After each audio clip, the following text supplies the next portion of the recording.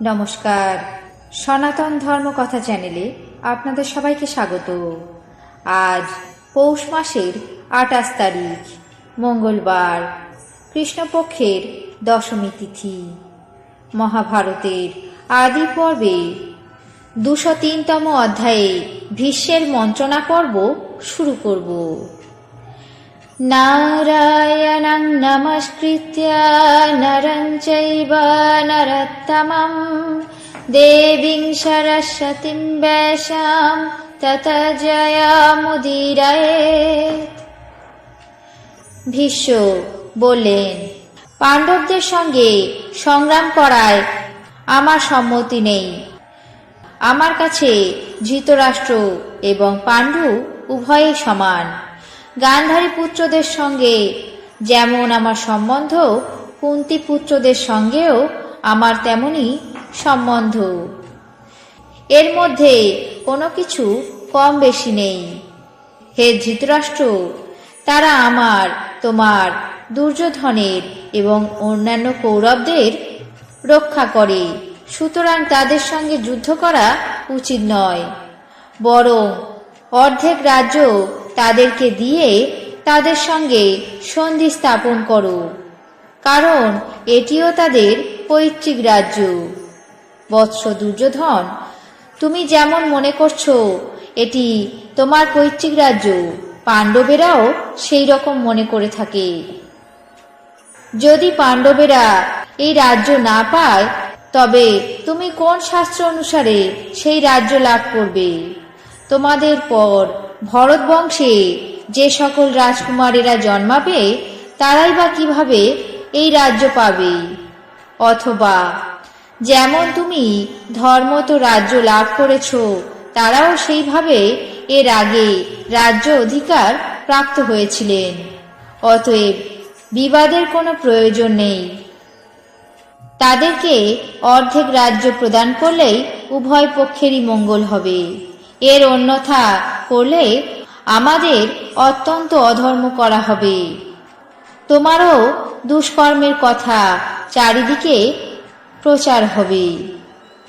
নিজেদের কীর্তি রক্ষা করতে সচেষ্ট হও। কীর্তিই হল মানব জাতির অসাধারণ বল। কীর্তিবিহীন মানুষের জীবন ধারণ করা কেবলমাত্র বিড়ম্বনা। যদি কীর্তি অক্ষুণ্ণ থাকে, তবে মানুষ জন্ম সার্থক হয়। একবার নিজের কীর্তি লোপ পেলে লোক জন্মের মতো উচ্ছন্নে যায়। অতএব হে মহারাজ, তোমারও তোমার পূর্বপুরুষদের মতো কীর্তি রক্ষা করে কুলের ধর্ম অনুষ্ঠান করা উচিত। কুন্তী এবং তার পুত্রেরা ভাগ্যের বশে জীবিত রয়েছে। পাপাত্মা পুরোচনের দুষ্ট অভিসন্ধি সিদ্ধ না হতেই সে পঞ্চত্ব প্রাপ্ত হল। যখন পাণ্ডবদের দাহ বৃত্তান্তের কথা প্রচারিত হয়েছে, সেই থেকে এখনো পর্যন্ত আমি লোকের কাছে মুখ দেখাতে পারি না। কুন্তীর তেমন দুরবস্থা শুনে সকলে তোমাকেই দোষারোপ করে থাকে। পুরোচনকে সামান্য দোষী বিবেচনা করে।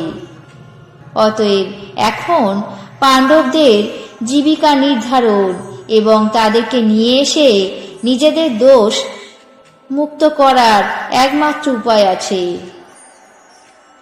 হে দুর্যোধন, পাণ্ডবেরা জীবিত থাকতে স্বয়ং ইন্দ্রদেবও তাদের পৈতৃক রাজ্যের অংশগ্রহণ করতে পারবেন না। এই রাজ্যে উভয়েরই সমান অধিকার আছে, কিন্তু বিশেষত এই যে তারা সকলেই এক মতাবলম্বী, ধর্মে নিরত এবং অধর্ম থেকে বিরত। অতএব যদি ধর্ম রক্ষা করা কর্তব্য মনে করো, তবে আমার মনে হয় পাণ্ডবদের অর্ধেক রাজ্য প্রদান করা সর্বতোভাবে উচিত হবে। আজ মহাভারতের আদি পর্বের 203তম অধ্যায়ে ভীষ্মের মন্ত্রণা পর্ব এখানেই শেষ করছি। বাকি অংশ আগামী পর্বে পাঠ করে শোনাবো। এখন জেনে নেব আজকের দিনের 12টি রাশির রাশিফল। মেষ, মহিলা দ্বারা লাভবান। বৃষ, বাড়তি আয়। মিথুন, সুযোগ হাতছাড়া। কর্কট, অনৈতিক কর্মে লিপ্ত। সিংহ, ভুল ভ্রান্তির সম্ভাবনা। কন্যা, রোগ ভোগ। তুলা, শিরপীড়া। বৃশ্চিক, আর্থিক সমস্যা। ধনু, রাজনৈতিক অস্থিরতা। মকর, ধনাগম।